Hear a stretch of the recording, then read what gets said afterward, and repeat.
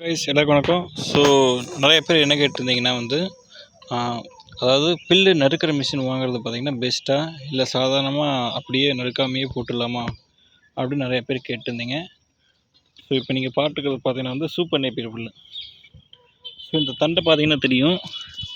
இது பார்த்தீங்கன்னா இளம்பயிறு, ரொம்ப முத்தின பயிர் இல்லை, நடுத்தர பயிர் இல்லை, லைட்டாக ஓரளவுக்கு இளம்பயிறு.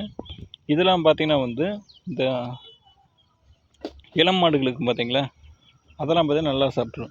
இந்த வயசான மாடு, ஓரளவுக்கு நடுத்தர மாடு, இதெல்லாம் பார்த்தீங்கன்னா சாப்பிடாம வெறும் தண்டை மட்டும் பார்த்தீங்கன்னா அப்படியே போட்டிருக்கேன். உங்களுக்கு காட்டுறேன் அந்த தண்டை எப்படின்னு.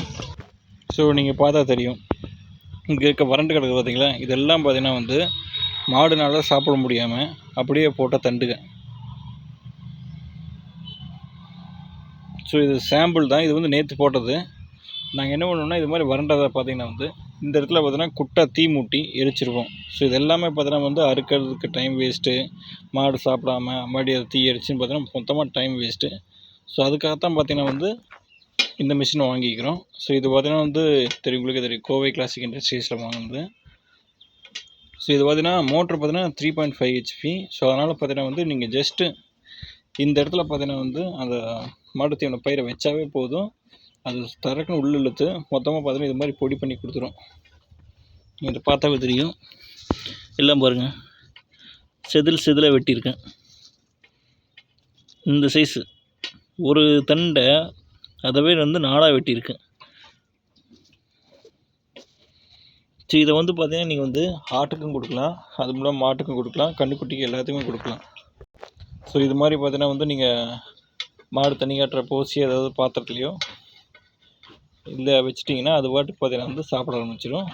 இல்லைன்னா கடையில் பரின்னு ஒன்று விற்பாங்க, அது கூட நீங்கள் வாங்கி வைக்கலாம். அது இல்லைன்னா இது மாதிரி நீங்கள் பாத்திரத்தை கொண்டு வச்சுக்கலாம், இதே பெஸ்ட்டு தான். சில மாடுக்கு பார்த்தீங்கன்னா சிந்தி சாப்பிடும், இது பார்த்தீங்கன்னா சிந்தாமல் சாப்பிடுது, தலை எடுக்காமல். சிலது பார்த்தீங்கன்னா தலையை தூக்கும்போது கொஞ்சம் சிந்தும், அது ஒன்றும் பிரச்சனை இல்லை. நீங்கள் நிறையா தண்டு வேஸ்ட் பண்ணுறதுக்கு, நறுக்காமல் போட்டு வேஸ்ட் பண்ணுறதுக்கு இது மாதிரி கொஞ்சம் சிந்தினா எந்த பிரச்சனையுமே இல்லை. இருக்கலே அதிகமாக சிந்தது இந்த மாடு மட்டும்தான். இது கொஞ்சம் வயசான மாடு, இதுக்கு தண்டு போட்டிங்கன்னா அப்படியே சாப்பிடாது, இது மாதிரி நறுக்கி போடணும். நறுக்கி போட்டாலும் பார்த்தீங்கன்னா இது கண்டிப்பாக வேஸ்ட் பண்ணுது. கொஞ்ச நாள் கழிச்சு பார்த்தீங்கன்னா கீழே இருக்கிறத எடுத்து சாப்பிடுது, அது ஒன்றும் பிரச்சனை இல்லை, எல்லாத்தையும் நல்லா சாப்பிட்டுக்கும், கொஞ்சம் தான் வேஸ்ட் ஆகும். நான் ஏற்கனவே சொன்ன மாதிரி பார்த்தீங்கன்னா கன்றுக்குட்டிக்கு சாப்பிட சொன்னேன் பார்த்தீங்களா, கன்றுக்குட்டிக்கு இது மாதிரி பார்த்தீங்கன்னா ஒரு டப்பாவில் வச்சுருங்க. இது வருங்க, தலை எடுக்காமல் நான் ஃபுல் பக்கெட் வச்சேன் பாருங்கள், அடியே போயிடுச்சு. ஸோ உங்களுக்கு நான் மிஷினை பற்றி முதல்ல சொல்லிடுறேன். இந்த மிஷின் பார்த்தீங்கன்னா 25,000 டெலிவரியோடு எல்லாமே சேர்த்து பார்த்தா எங்களுக்கு 25 ரூபாய்க்கு வந்துருச்சு. ஸோ இந்த மிஷின் பார்த்தீங்கன்னா யாருக்கெல்லாம் கரெக்டாக இருக்குன்னா, நீங்கள் ஒரு 10 மாடுக்குள்ளே வச்சுருந்தீங்கன்னா அவங்களுக்கு பார்த்தீங்கன்னா இந்த மிஷின் கரெக்டாக இருக்கும். இதே நீங்கள் அதிகமாக வச்சுருந்தீங்கன்னா மாடு, அது கொஞ்சம் பெரிய மிஷின் தான் வாங்கணும். ஏன்னா பார்த்தீங்கன்னா லோடு அதிகமாக போட்டிங்கன்னா மிஷின் போயிடும். அதனால் பார்த்தீங்கன்னா மாடுகளுக்கு ஏற்ற மாதிரி பார்த்தீங்கன்னா நீங்கள் மிஷின் வாங்குறது பெஸ்ட்டு. இது பார்த்தீங்கன்னா சிங்கிள் ஃபீஸ் வீட்டுக்கரண்ட்லேயே ஒர்க் ஆகும்.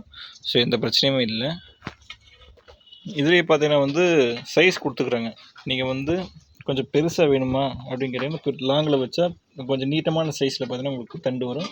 ஷார்ட்டில் வச்சா இன்னும் கொஞ்சம் சின்னதாக வரும். இந்த ஆட்டுக்குட்டிக்கு ஆக்சுவலாக பார்த்தீங்கன்னா இதுவே பார்த்தீங்கன்னா ஆடு சாப்பிட்டுக்குது. ஸோ அதனால் பார்த்தீங்கன்னா நான் லாங்கிலேயே வச்சிட்டேன்.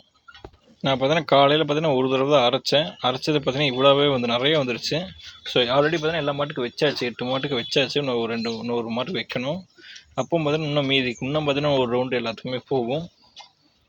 ஸோ இன்னும் சாயங்காலத்துக்கு மட்டும் மடி அறுத்தா போதும், அவ்வளோதான்.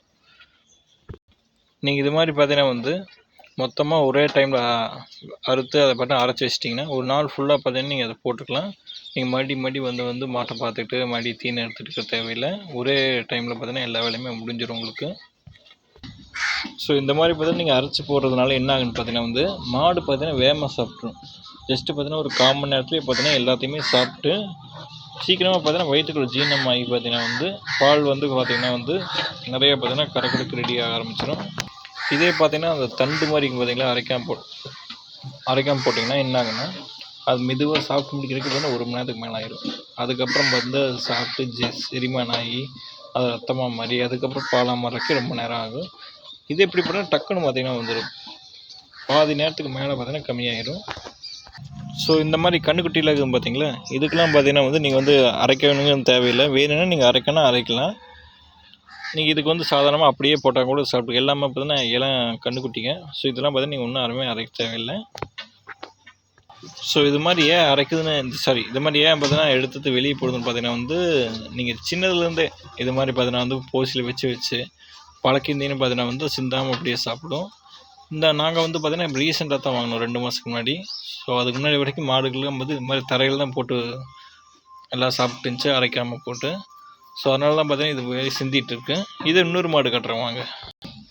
ஸோ நீங்கள் பார்த்து பார்த்தீங்களா இந்த மாடு, இது பார்த்தீங்கன்னா வந்து ஒரு துளி கூட சிந்திருக்காது. வரும் சுற்றி பார்த்தா ஒரு துளி கூட சிந்திருக்காது. இது அந்த கோழி பறிச்சதுக்கு, அதனால் கொஞ்சம் இந்த சிந்தி கிடக்கு. இது பார்த்தீங்கன்னா வந்து ஆல்ரெடி பார்த்தீங்கன்னா பண்ணையில் இந்த மாடு. ஸோ இது வந்து ரீசெண்டாக தான் நான் வாங்கினேன் இந்த மாட்டை.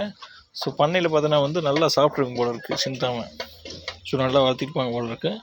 தலைக்கு பார்த்தீங்கன்னா வெளியவே எடுக்கல, போட்டதுலேருந்து பார்த்தீங்கன்னா தலை மட்டும் உள்ளே தான் இருக்குது. ஆனால் அந்த மாதிரிலாம் பாருங்கள், தலை வெளியே எடுத்து பார்த்து தின்னு மொத்தமாக பார்த்தீங்கன்னா கீழே சிந்தி கிடக்கு. இப்போ கீழே கிடக்கிறது பார்த்தீங்கன்னா எடுத்து பொறுக்கி தின்ட்டுக்குதுங்க. ஓகே, நம்ம நெக்ஸ்ட் வீடியோவில் இன்னும் கொஞ்சம் நல்ல கண்டென்ட்டோட பார்க்கலாம். பாய்.